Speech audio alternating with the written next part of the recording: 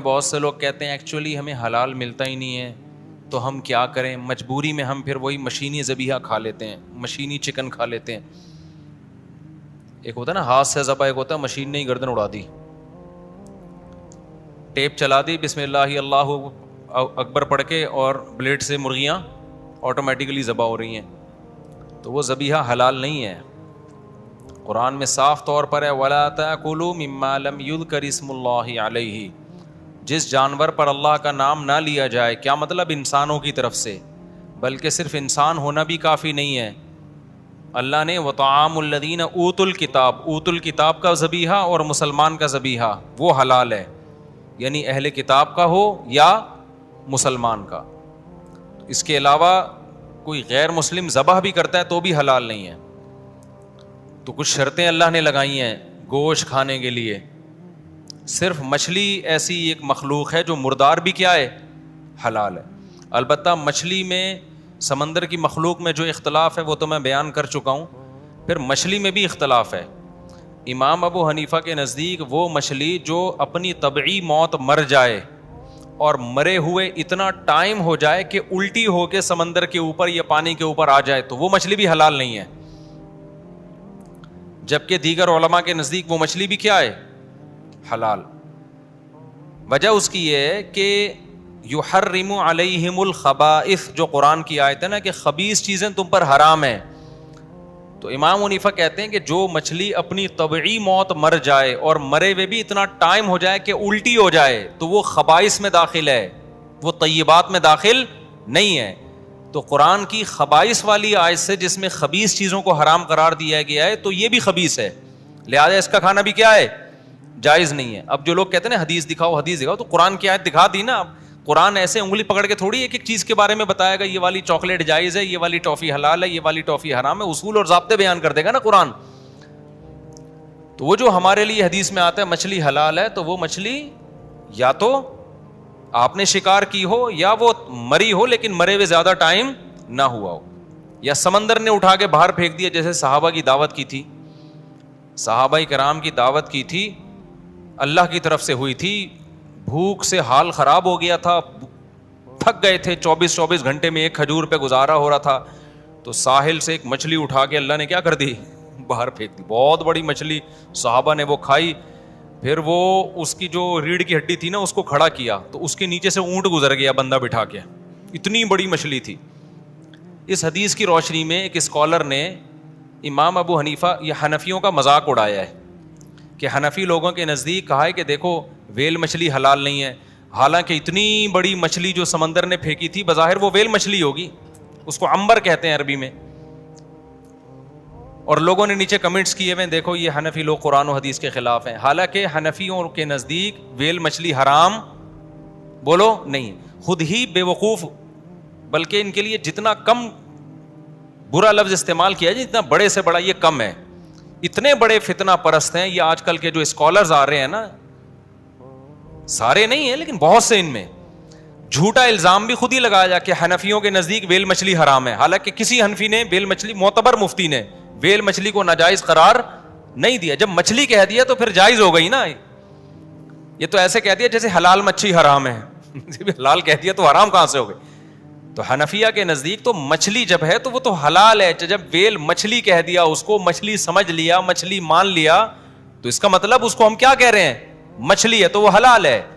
تو ایسے ایسے اندھے مقلدین آج کل آ رہے ہیں نا مارکیٹ میں، وہ یہ بھی تحقیق نہیں کرتے کہ یہ جو الزام لگایا جا رہا ہے احناف پہ، یہ الزام بھی درست ہے یا نہیں ہے. آنکھ بند کر کے بس اندھوں کو فالو کر رہے ہیں، لیبل لگاتے ہیں ہم قرآن و سنت کو مانتے ہیں، ہم کسی کی تقلید نہیں کرتے. میں نے ان کو جتنی تقلید کرتے ہوئے دیکھا نا اتنی کسی کو نہیں دیکھا. تو اس لیے احتیاط اسی میں ہے کہ یہ جو مچھلی الٹی ہو کے آ جاتی ہے نا اپنی طبعی موت، ایک تو ہے نا سمندر میں بعض لوگ یہ دریا میں فائر کرتے ہیں اس سے الٹی ہو کے آ جاتی ہے، وہ تو ابھی تازہ ہے. ایک ہوتا ہے مری ہوئی ہو بہت پہلے سے اور پھر الٹی ہو جائے تو وہ بھی خبائث میں داخل ہے، اس سے بھی اوائڈ کرنا چاہیے. سمجھتے ہو کہ نہیں سمجھتے تو پاکیزہ چیزیں کھاؤ، حلال طیبات کھاؤ. اسی طرح یہ جو کپورے ہیں، بات چل پڑی ہے تو بتا دوں، امام ابو حنیفہ کے نزدیک یہ بھی جائز نہیں ہے. اس کی وجہ بھی یہی ہے وَيُحَرِّمُ عَلَيْهِمُ الْخَبَائِثِ، یہ نجاست کا یعنی قرار پکڑتی ہے نجاست یہاں پہ. تو نجاست کو اٹھانے کا ایک برتن ہے یہ, مستقل اسی میں اس میں مستقل نجاست رہتی ہے. اسی طرح جو پیشاب گاہ ہے جانور کی, وہ بھی مسلسل نجاست کا ایک راستہ بنا ہے وہ. تو یحرم علیہم الخبائث میں البتہ امام ابو حنیفہ نے ایک احتیاط کی ہے, کیونکہ اس کا حرام ہونا اجتہاد سے ہے. قرآن نے خبائث کو حرام قرار دیا. اب یہ پورے طور پر خبائث کا لفظ اس پہ صادق آتا ہی نہیں آتا, تو چونکہ اس میں دیگر مجتہدین کا اختلاف ہے تو احتیاطاً اس میں حرام کا لفظ استعمال کرنے کے بجائے مکروہ کا لفظ استعمال کیا ہے. یہ بھی احتیاط ہے. تو آپ دیکھو کتنے مضبوط دلائل ابو حنیفہ کے, پھر بھی احتیاط کے دوسرے مجتہدین کا احترام ہو رہا ہے.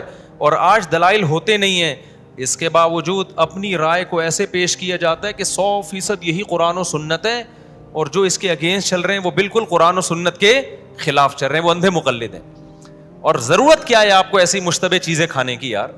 کٹا کٹ کھا رہے ہو تو کپورے چھوڑ دو تھوڑی دیر کے لیے, کوئی پاکیزہ چیزیں کھانے کے لیے کم ہے کیا؟ اور بعض لوگ چڑھانے کے لیے کھاتے ہیں, جا کے آرڈر کریں گے کپورے صرف اس لیے یہ بتانے کے لیے کہ ہم اس کو حلال سمجھتے ہیں. ٹھیک ہے, آپ کی رائے میں حلال ہے, تو اب جب سب لوگ بیٹھے ہوئے ہیں اور ایک ایسا کنٹری ہے جہاں زیادہ تر فقہ حنفی کو فالو کیا جاتا ہے, تو آپ باقی دوستوں کی رعایت کر لو یار, کچھ اور کھا لو, الگ کھا لینا گھر جا کے. آپ دیکھو میں ایک بات دیتا ہوں, ہمارے حضرت مفتی رشید احمد صاحب رحمہ اللہ کے نزدیک جو ہے نا, جو صبح صادق اور سحری کا وقت ہے وہ 15 ڈگری پہ شروع ہوتا ہے, 18 ڈگری پہ شروع نہیں ہوتا. جو اکثر علماء ہیں وہ 18 کو مانتے ہیں پاکستان میں, 15 اور 18 میں 15 سے 20 منٹ کا فرق ہے. اب جیسے آج جو سحری ختم ہو رہی ہے, کتنے بجے ختم ہوئی ہے کراچی میں؟ 5:06. حضرت مفتی رشید 5:03. حضرت مفتی رشید احمد صاحب کے نقشے کے مطابق 5:17 پہ ختم ہوئی ہے. اب چونکہ مجھے حضرت مفتی رشید احمد صاحب کی رائے پر اعتماد ہے تو میں 5:17 پہ ہی ختم کرتا ہوں, لیکن جب لوگ بیٹھے ہوئے ہوتے ہیں پھر یہ کام نہیں میں کرتا, پھر ان کے حساب سے چلتا ہوں. کیوں بھائی ایک نئی 1.5 اینٹ کی کیوں مسجد بنا رہے ہو یار سب کے سامنے؟ جو سب کر رہے ہیں آپ کوئی جلدی افطاری جلدی سحری بند کر لینا, اس سے کوئی گناہ نہیں ملے گا. جلدی بند ہو رہی ہے نا تو اچھا ہے 15 منٹ احتیاط ہو جائے گی, لیکن لوگوں کو تشویش میں ڈالنا, دیر تک کھا رہا ہوں لوگوں کے سامنے, لوگ پوچھیں گے مفتی صاحب سحری کا وقت تو ختم ہو گیا کیوں کھا رہے ہو؟ پھر میں بتاؤں چونکہ مفتی رشید احمد صاحب کی رائے ہے. ابے یہ مفتی رشید احمد صاحب کون ہے بھائی؟ یہ ماہر فلکیات تھے, تو پھر انہوں نے یہ رائے کیوں کی بھائی؟ ان کا اپنا مشاہدہ تھا, تو یہ باقیوں کا مشاہدہ نہیں تھا؟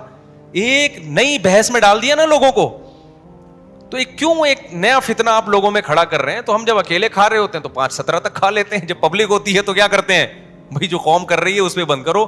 لوگ اب تو میں نے چکر میں ڈال دیا آپ لوگوں کو, ٹھیک ہے, لیکن آپ کو مشورہ یہی ہے کہ جو نارمل فتویٰ چل رہا ہے اسی کو فالو کرو آپ.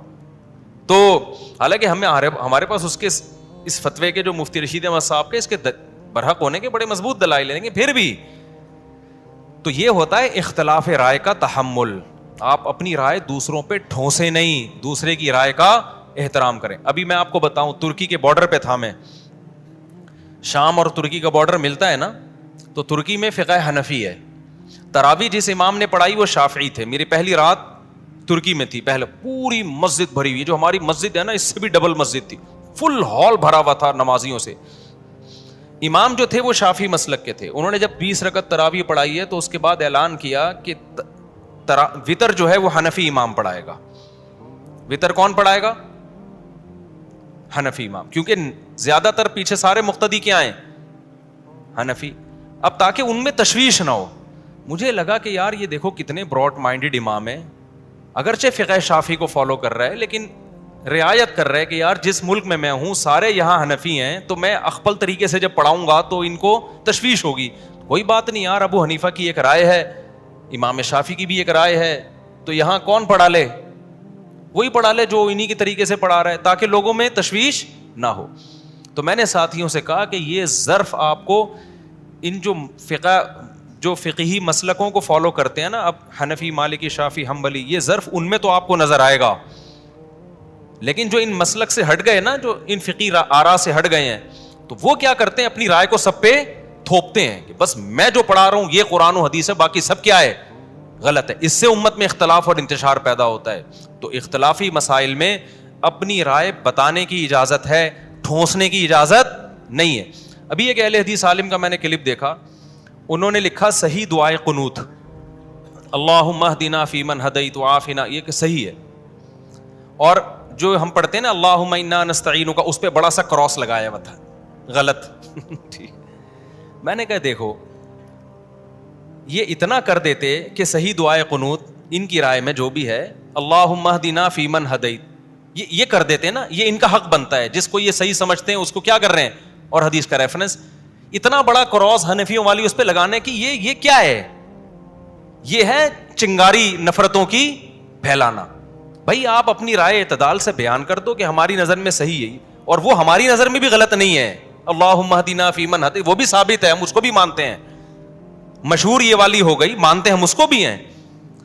لیکن یہ جو اسٹائل ہے نا مسائل بیان کرنے کا, مجھے خیال ہوا میں نے اہل حدیث عالم کو فون کروں, یار آپ وہی مثال ہو گئی, ایک آدمی مزدور وہ رات کو اٹھ کے توبہ استغفار کر رہا ہے اللہ تعالیٰ سے, اور دعا میں کیا کہہ رہا ہے, اے اللہ میں اکیلا تیرے سامنے رات کو اٹھا ہوا دعا مانگ رہا ہوں, یہ سارے سو رہے ہیں.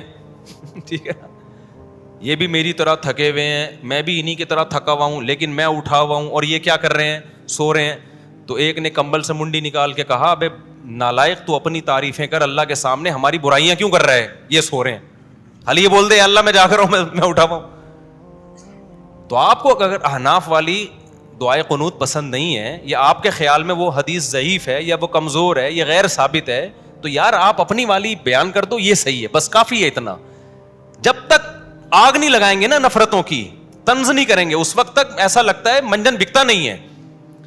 تو یہ ان لوگوں سے سنبھلو, اپنے آپ کو سنبھالو ان لوگوں سے. یہ امت میں جوڑ نہیں کر رہے, یہ امت میں کیا کر رہے ہیں, توڑ کر رہے ہیں. اچھا یہ جب عرب عالم کے خلاف چلتے ہیں نا ان کی رائے, وہاں کبھی ایسا موقف اختیار نہیں کرتے کہ بن باز کا فتویٰ یوں غلط, ایسے کراس لگایا وہ.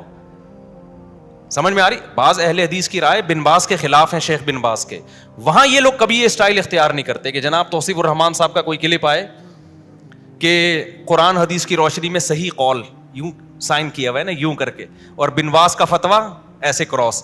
سعودی عرب میں بھی ان کی رائے بعض دفعہ وہاں کے مفتیوں کے خلاف ہوتی ہے, وہاں ان کا مسئلہ بتانے کا یہ اسٹائل نہیں ہوتا. ان کو حنفیوں سے بیر ہے, بر صغیر کے علماء سے کوئی چڑ ہے ان لوگوں کو, اس لیے یہاں پر یہ سارے نزلے گراتے رہتے ہیں.